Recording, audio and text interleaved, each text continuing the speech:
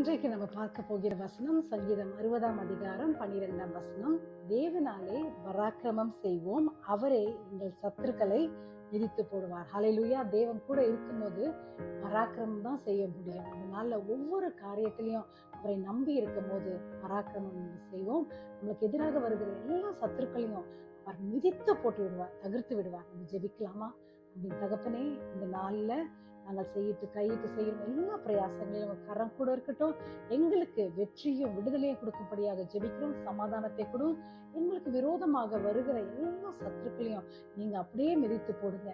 ஜெயம் மட்டும் நாங்க பார்க்கும்படியாக எங்களுக்கு முன்பதாக ஒரு தூதரை அனுப்பும்படியாக ஜெபிக்கிறோம். இந்த நாள் முழுவதும் இது எங்களுக்கு வெற்றியை தரும்படியாக ஜெபிக்கிறோம். எல்லா துதிகனம் உமக்கே செலுத்துகிறோம். இயேசுவின் நாமத்தில் ஜெபத்தை எடுக்கிறோம் நல்ல பிதாவே. ஹல்லேலூயா. அவருடைய பலத்தை கொண்டு கிருபையை கொண்டு ஜெயமான நாளை நம்ம இன்றைக்கு சந்திக்கலாம். ஆமென். God bless you. God be with you.